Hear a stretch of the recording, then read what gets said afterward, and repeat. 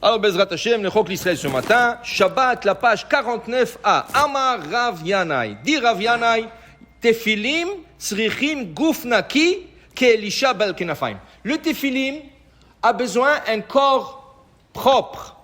Eh bien, comme Elisha Bal Knafaim. Et la Gemara va nous expliquer. D'abord, qu'est-ce que c'est un corps propre? Et ça veut dire que je suis obligé de prendre une douche avant de venir à la synagogue pour mettre le Tefilim. Qu'est-ce que c'est Guf Naki? Deux opinions. Abaye, Amar, Shelo Yafiach Baem. La veille, tu as mangé des choses qui te font des gaz. Tu as mangé trop de friture, tu as mangé trop de choses, de légumes, et ça te fait des gaz. Et quand tu mets les Tefilim, fais attention de ne pas passer les gaz, parce que c'est un manque de respect au Tefilim. Okay. Si tu peux te retenir, tu dois te retenir. Si tu ne peux pas te retenir, tu dois bouger le Tefilim de la tête à gauche ou à droite pour qu'ils ne soient pas en place, comme s'ils ne sont pas posés. Celle de la main, tu bouges aussi. Alors quand les Tefilim ne sont pas posés sur leur place, que c'est comme s'ils ne sont pas posés. Okay? Et de là, vous comprenez aussi l'importance que le Tefilim soit posé dans la bonne place. Sinon, c'est comme s'ils ne sont pas posés, même s'ils sont posés sur la main ou la tête. Après, Rava dit non. Qu'est-ce que c'est Guf Naki? Shelo Ishan Baem. D'essayer de ne pas dormir. Des fois, tu es fatigué, tu as travaillé toute la nuit, ta femme a accouché, et tu arrives à la prière, tu commences à dormir avec le Tefilim. Ça, c'est le Guf Naki.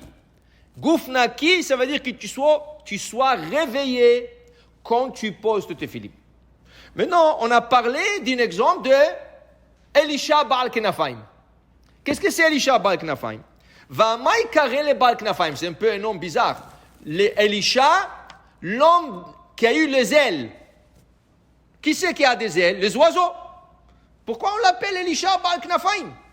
Dit la Gemara, Pa'amachat gazra amalchut gzera l'Israël. Les Romains, parmi tout le décret qu'ils ont fait pour torturer le peuple d'Israël, un des décrets c'était que le peuple d'Israël n'a pas le droit de poser le Tefilim. Mais quel Tefilim? Celle de la tête. Pourquoi celle de la tête? Parce que celles de la main, ils sont cachées. Alors ça ne leur dérange pas. Tu le mets sous la chemise, Ken. Tu portes une jaquette, ça ne se voit pas. Mais celle de la tête, on le voit. Comme il est écrit dans le verset, Vera'u kol amei haaretz, ki shem Adonai nikra alecha. Les nations du monde verront que le nom de Dieu se trouve sur toi. Quel nom? C'est le Tefilim. Alors les grands-mères, ils ont dit, si on attrape un juif avec le Tefilim sur la tête, on lui perce le crâne. Ok? Top. Qu'est-ce qu'il a fait Elisha? Il y avait un homme qui s'appelait Elisha à cette époque. Il dit non, moi je sortirai avec le Tefilim. Il est sorti avec le Tefilim. Ra'ou kasdor echad, un soldat l'a vu, ou un ministre d'Irachi, il l'a vu. Et qu'est-ce qui est arrivé? Il a commencé à courir après lui. Alors lui, il s'est sauvé.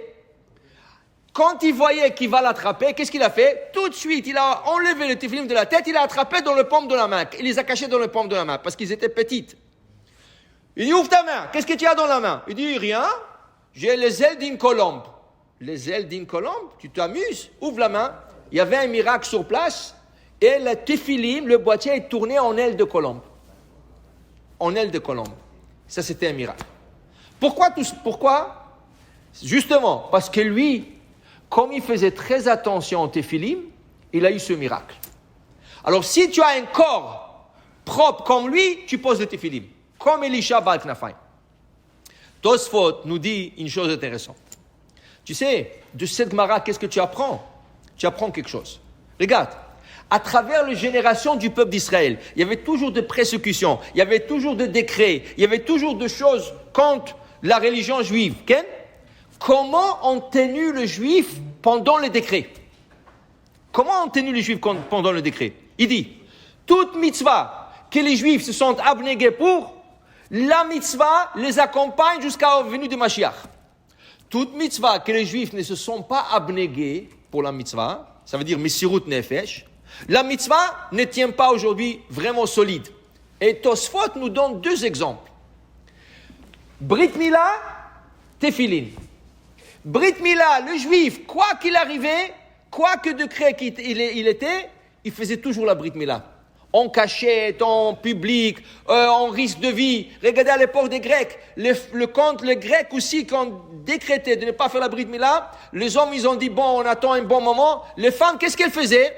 Elle prenait le bébé, elle montait sur les murailles de Jérusalem et se jetait avec le bébé. Il disait, si on ne peut pas circoncire nos enfants, c'est la mort. Alors ils vont même mourir. Quand ils ont vu ça, c'est là que le Maccabi ont pris le courage de sortir. Ils ont dit quoi? Qu'est-ce qu'ils font ces femmes-là? Ils disent non, vous ne voulez pas circoncire vos enfants, on va mourir avec.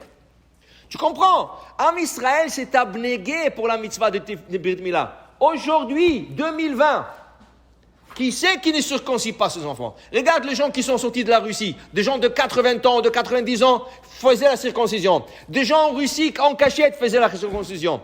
Le gars, il te marie Goya, il veut faire la circoncision. La circoncision, parce qu'Am Israël s'est donné l'âme pour, jusqu'à aujourd'hui, elle tient cette mitzvah et elle tient fort. Tefillin, voilà. Pourquoi la Gemara nous donne l'exemple d'Elisha Baal Knafaim? Ça veut dire que c'était un exemple sur des milliers. Ça veut dire que les restes des Juifs n'ont pas mis les Tefillin. Ça veut dire qu'en mode de décret, il y avait beaucoup de Juifs qui ont décidé, non, c'est dangereux, alors je ne mets pas les Tefillin. Ah, tu sais qu'est-ce qui va arriver à travers la génération? Cette mitzvah, elle va être lousse. Qui veut dire quoi? Que malheureusement, en 2020, il y a encore des Juifs qui ne mettent pas le Tefillin le matin. Tu lui dis, rien que fais le chemin. Rien que mets le Tefillin. Fais Shema Israël, Adonai Eloheinu Adonai Echad, Baruch, Shem Kevan Chotan Lamed, et tu enlèves. Rien que fais ça. Écoute, j'ai pas le temps, je suis pressé, c'est chaque matin, c'est trop de... Tu comprends, c'est pas solide. Alors pour dire, quand tu fais une mitzvah, sache une chose, c'est une mitzvah qui va tenir pour toi, tes enfants, tes arrière-petits-enfants, jusqu'à la venue de Mashiach. Quand tu es lâche dans la mitzvah, elle va être lousse. Alors pour dire qu'il faut être fort et il faut s'abnéguer et se donner et force pour accomplir le mitzvot. Baruch Adonai Le'olam. Amen ve Amen.